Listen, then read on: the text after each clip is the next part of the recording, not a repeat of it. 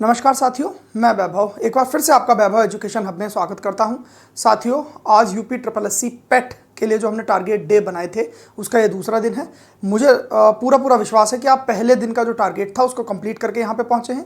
आपने सब कुछ जो भी पहले दिन इंपॉर्टेंट चीज़ें बताई गई थी वो आप सब याद करके आए हैं। जहाँ जहाँ से बताई गई थी वहाँ से आप याद करके यहाँ पहुँचे हैं। और यदि आप पहली बार इस वीडियो को देख रहे हैं तो पहले आप जाइए टारगेट डे 1 वाली वीडियो देखिए और वो जो टारगेट दिया गया हो उसको कंप्लीट कीजिए। उसके बाद ये दूसरी वाली वीडियो आप देखिए, ठीक है। तो अब हम देखते हैं आज का हमारा क्या टारगेट रहेगा।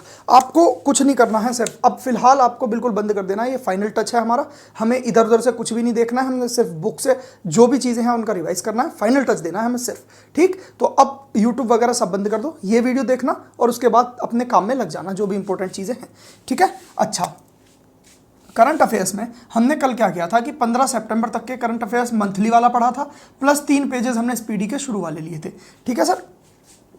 आज आपको क्या करना है करंट अफेयर्स में, आज आपको राष्ट्रीय खेल वाले जो पुरस्कार होते हैं, स्पीडी में होंगे राष्ट्रीय खेल पुरस्कार, वो पढ़ने हैं आपको एक, प्लस आपको जो पुरस्कार सम्मान या पदक वाली जो वो दिया हुआ होता है ना, मैं भी दिखाऊंगा आपको।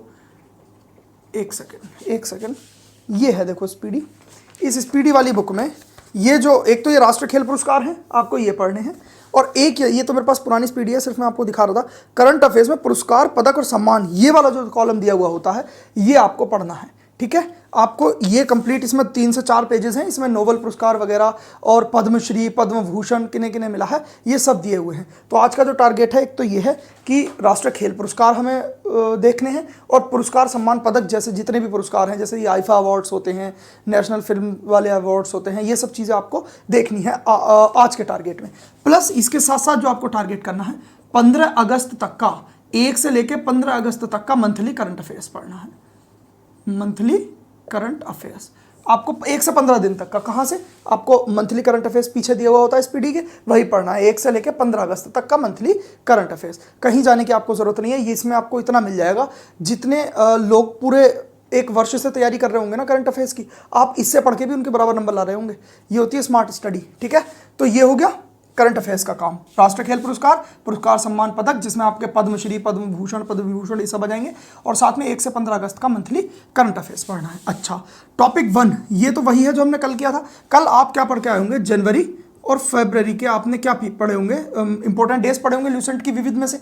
तो आपको क्या करना है, सबसे पहले आज जब आप जनवरी और फरवरी के डेज लेकर बैठें, सॉरी मार्च और अप्रैल के डेज लेकर बैठें, तो सबसे पहले इनका क्या कर दें, रिवाइज कर दें। मुश्किल से 2 मिनट भी नहीं लगेंगे। क्यों? क्योंकि आपने अभी कल ही पढ़ा है तो आप भूले ही नहीं होंगे। तो एक बार इनका रिवाइज कर देना, फिर मार्च और अप्रैल के अपने इंपॉर्टेंट डेज याद करना। 10 से 12 मिनट का काम है, आप याद कर लोगे। कहाँ से पढ़ना है, ल्यूसेंट की विविध से पढ़ना है, ठीक होगी बात। अच्छा, दूसरा टॉपिक जो आज का हमारा रहेगा वो रहेगा महत्वपूर्ण नदी परियोजना जो होती हैं। सलाल जल विद्युत परियोजना कौन सी नदी पर है, और इसी तरीके की जो परियोजनाएं हैं कि दामोदर नदी घाटी पर कौन सी परियोजना है। आप ल्यूसेंट में भारत का भूगोल खोलेंगे, उसमें लिस्ट 14 है, हो सकता है ऊपर नीचे हो आपकी नई या पुरानी उसमें, तो आपको देखना है नदी परियोजनाएं हैं इंपॉर्टेंट। 14वीं लिस्ट है वो आपको पूरी पढ़नी है। उसके साथ साथ उसमें यह भी देखना है कि कौन से राज्य में है, ठीक है। जैसे सलाल जल विद्युत परियोजना है तो इसमें आपको नदी दे रखी होगी और आगे जो लाभान्वित राज्य होंगे वो भी दिए हुए हैं, वो भी आपको याद करते हुए चलना है। और साथ में अगर आपके पास मैप हो भारत का नक्शा तो उसे लेकर बैठना। एटलस नाम की बुक आती है एक, अगर वो आपके पास हो तो बहुत ही ज़्यादा बेटर है, क्योंकि भूगोल उससे अच्छा समझ में आता है। तो क्या करना है आपको, भारत का भूगोल लिस्ट 14 होगी जिसमें हमें महत्वपूर्ण नदी परियोजनाएं पढ़नी है, कौन सी नदी पर है और कौन से राज्य में है ये भी पढ़ना है साथ साथ। और फिर उसके साथ ही एक लिस्ट 15 है जिसमें दे रखा है नदी के किनारे बसे शहर। 5 से 7 मिनट का टॉपिक है, एक बार मोटा मोटा आप इसका रिवाइज कर लेना इसी के साथ साथ, तो आपका ये टॉपिक भी तैयार हो जाएगा, ठीक है। तो ल्यूसेंट की लिस्ट 14 और 15 भारत के भूगोल की नदी परियोजना हमें याद करनी है, ठीक हो गया। और क्या क्या याद करना है साथ में, एक तो कौन सी नदी पर है, कौन सी नदी पर है, और एक याद करना है कौन से राज्य में है, कौन से राज्य को लाभान्वित करती है या फिर कौन से राज्य में है। अच्छा, टॉपिक 3 पर आ जाते हैं। ये टॉपिक 3 बहुत ही ज़्यादा वाइड टॉपिक है, बहुत बड़ा टॉपिक है, तो हम इसे 2 पार्ट्स में कवर करेंगे। और इससे क्या होता है, इससे जो है ना, जितना भी आधुनिक भारत है उससे जो मोस्ट इंपॉर्टेंट सवाल बनते हैं वो इन गवर्नर जनरल्स में से भी बनते हैं। पता है क्या होता है, कभी कभी क्या पूछा जाता है, कोई घटना आपको दे दी जाएगी, पूछा जाएगा कि कौन से गवर्नर जनरल था इस समय पे जब ये वाली घटना हुई, या कौन सा अधिवेशन चल रहा था, या कुछ भी इस तरीके का पूछा जा सकता है। तो हम क्या करेंगे, इन गवर्नर जनरलों को हम पढ़ेंगे कहाँ से, ल्यूसेंट से। ल्यूसेंट में जब आप आधुनिक भारत का इतिहास खोलेंगे तो वहाँ पे गवर्नर जनरल दिए हुए होंगे, क्लाइव से शुरू करा हुआ होगा, हमें क्लाइव से आपको रिपन तक जाना है, सिर्फ रिपन कंप्लीट पढ़ देना है हमें, रिपन तक। ठीक होगी बात। तो सिर्फ आधे गवर्नर जनरल पढ़े, आधे हम कल पढ़ेंगे। इसमें पढ़ने का तरीका मैं बताता हूं आपको, गवर्नर जनरल कैसे पढ़ने। आपने जैसे वॉरेन हेस्टिंग उठाया, वॉरेन हेस्टिंग के कितने सारे काम उसमें बुक में दिए हुए होंगे, लेकिन हमें उनसे मतलब नहीं है, हमें देखना है जो इंपॉर्टेंट उसने काम किए हैं। 3 से 4 काम उसने इंपॉर्टेंट किए होंगे। हम क्या करेंगे, जैसे यहाँ वॉरेन हेस्टिंग नाम लिख दिया ना, वॉरेन हेस्टिंग ये नाम है, उसका नाम दिया हुआ होगा और संधि हुई होगी कहाँ से कहाँ तक रहा। हमें क्या करना है, वॉरेन हेस्टिंग पहले पढ़ना है। हमें लगा कि यार इसमें 3 से 4 टॉपिक ही सही से थे, तो आपने उन 4 टॉपिक्स को याद किया और उसके आगे गोला कर दिया 4 टॉपिक का। जब हम अगले दिन अगले जो बचे हुए गवर्नर जनरल हैं उन्हें पढ़ेंगे, उससे पहले हम क्या करेंगे, वॉरेन हेस्टिंग के सामने जो 4 गोले हैं, ये जो 4 आपने लिखा है, पहले आप उसके वो काम 4 याद करेंगे कि यार कौन कौन से काम थे, टिक करेंगे। आपको चारों काम याद आ गए तो बहुत बढ़िया है, आपने बहुत अच्छे से पढ़ा है। नहीं आए तो एक बार फिर से उसका रिवाइज करेंगे, फिर आगे बढ़ेंगे। इसी तरीके से सारे गवर्नर जनरल हमें रिपन तक याद करने हैं। ठीक हो गई बात। अच्छा, गवर्नर जनरल हो गए, लॉर्ड रिपन तक, ठीक हो गई बात। टॉपिक 4 जो है वो इसी से रिलेटेड है। जब आप गवर्नर जनरल कंप्लीट कर लेंगे तो उसके बाद ये वाला टॉपिक आ जाएगा। आधुनिक इतिहास में आपको जाना है, जहां गांधी वाला जो वाद है वो खत्म हो रहा होगा, तो वहां लिस्ट 48 होगी, जहां पे दे रखा होगा महत्वपूर्ण संगठन एवं संस्थाएं कि आर्य समाज की स्थापना कब हुई, किसने की, ये सब चीज़ें, ये लिस्ट दे रखी है। मेरी बुक में 48 लिस्ट थी, आप देख लेना, आपकी में ऊपर नीचे हो सकती है। तो ये वाली लिस्ट आपको मोस्ट इंपॉर्टेंट है। ये तो हर पेपर में जहां जीके पूछा जाता है वहां इसका सवाल जरूर ही देखने को मिलता है। इस लिस्ट में से मोस्ट इंपॉर्टेंट लिस्ट है 48 महत्वपूर्ण संगठन एवं संस्थाएं। कब कौन सी संस्थाएं, अच्छा कुछ संस्थाएं उसमें नेग्लेक्ट कर देना जो इंपॉर्टेंट नहीं है।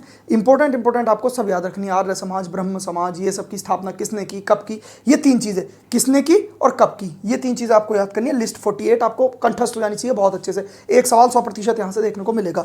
अच्छा, लिस्ट 51 इसी के साथ साथ देखते हुए चलना, बहुत इजी सी लिस्ट है, उसमें नारे दे रखे हैं, क्योंकि नारे आपको मैक्सिमम पता ही हैं। जो 1-2 नहीं पता वो जब आप लिस्ट 51 देख लेंगे नारों वाली तो उससे पता लग जाएगा आपको। ठीक है, तो नारे यहां से कंप्लीट हो गए। तो चौथा टॉपिक कौन था, आधुनिक इतिहास। ये करना है हमें ल्यूसेंट से, लिस्ट 48 और 51 आधुनिक इतिहास में। ठीक है। अच्छा, टॉपिक 5 हमारा कह रहा है संविधान एवं उसके भाग अनुच्छेद सहित। अच्छा, ये किस तरीके से करने हैं हमें, देखो, संविधान उसके भाग, जैसे संविधान के भाग 1 में क्या है, भाग 2 में क्या है, भाग 3 में क्या है, इस तरीके से हमें सारे 22 के 22 भाग याद कर लेने हैं। साथ ही साथ हमें उसके अनुच्छेद भी याद करने कि कहाँ से लेके कहाँ तक। जैसे नागरिकता है, नागरिकता भाग 2 में आती है, कहाँ से कहाँ तक उसके आर्टिकल्स हैं, तो आप कहेंगे सर 5 से 11 तक उसके आर्टिकल्स हैं। नागरिकता जैसे आती है ना, नागरिकता वो कहाँ से है, 5 से 11 उसके अनुच्छेद उसमें है। ठीक है, तो आपको ये याद करते हुए चलना है। क्यों, जैसे मान लो आपके पास कोई सवाल आ गया, आपने संविधान पूरा तो पढ़ नहीं रखा, तो अब अगर कोई सवाल आ गया और उसमें अनुच्छेद दे दिया कि भाई अनुच्छेद 7 में बताओ क्या है। मैं एक एग्जांपल ले रहा हूं कि अनुच्छेद 7 आपको ऑप्शन दिए हुए हैं, उसमें आपसे पूछ रखा है कि अनुच्छेद 7 में किससे रिलेटेड चीजें, जो 4 ऑप्शंस दे रखे होंगे तो आपको इससे अंदाजा लग जाएगा कि नागरिकता में 5 से 11 अनुच्छेद के बीच में आता था, अब 5 से 11 के बीच में 7वां अनुच्छेद भी आ रहा है, तो इसका मतलब जो मेरा सवाल है वो नागरिकता से संबंधित है। तो जो ऑप्शन आपको नागरिकता से रिलेटेड दे रखा होगा वो आपका आंसर सही हो जाएगा। तो इस तरीके से आपको सवाल मिल सकते हैं अगर आपने संविधान पूरा नहीं पढ़ रखा। इसलिए क्या करना है, एक तो संविधान और उसके भाग की पहला जो, जैसे पहला भाग है, पहले भाग में कहाँ से कहाँ तक आर्टिकल आ रहे हैं, फिर दूसरे भाग में कहाँ से कहाँ तक के अनुच्छेद आ रहे हैं, ये सब आपको याद करना है। ये संविधान में मेरी जो ल्यूसेंट थी उसमें टॉपिक नंबर 7 है, वो आपको याद करना है पूरा कि संविधान भाग और कौन से अनुच्छेद से कहां तक उस भाग में आते हैं। ठीक है, तो टॉपिक 7 कंप्लीट, ये हो गया, ये अनुच्छेद सहित हमारे संविधान उसके भाग हो गए। साथ में टॉपिक 4 आपको याद करते हुए चलना है। इसी के साथ टॉपिक 4 भी याद करना है, उसमें दे रखा है विदेशी स्रोत कि भाई राज्य के नीति निर्देशक तत्व कहाँ से लिए गए हैं, ये और राष्ट्रपति कहाँ से लिया गया है, ये सब चीज़ें जो दे रखी हैं ये विदेशी स्रोत से दे रखी हैं। टॉपिक 4 है वो मेरी ल्यूसेंट में, आप देख लेना, आपका ऊपर नीचे हो सकता है, लेकिन ये टॉपिक आपको तैयार करने, एक तो भाग और उसके अनुच्छेद कहाँ से कहाँ तक आता है एक भाग में, और साथ में विदेशी स्रोत की विदेश से हमने कैसे कैसे कहाँ से क्या क्या लिया है। ये आज का टारगेट है। अगर आपने ये कंप्लीट कर लिया तो अच्छे खासे नंबर आप बना पाएंगे। इसमें से सवाल आपको 100% देखने के लिए मिलेगा। ठीक है, तो टारगेट कंप्लीट कीजिए, बिल्कुल भी बचना नहीं है आप, और जो भी आप चैप्टर वाइज पढ़ रहे थे उस चीज़ को आप साइड रख दीजिए। अब फाइनल टच देना है, आप पढ़ना नहीं है पूरा। ठीक होगी बात? तो ये पढ़ के आना है, फिर हम कल मिलेंगे, कल बताऊंगा कैसे क्या क्या करना है। अभी फिलहाल आप यही पढ़िए।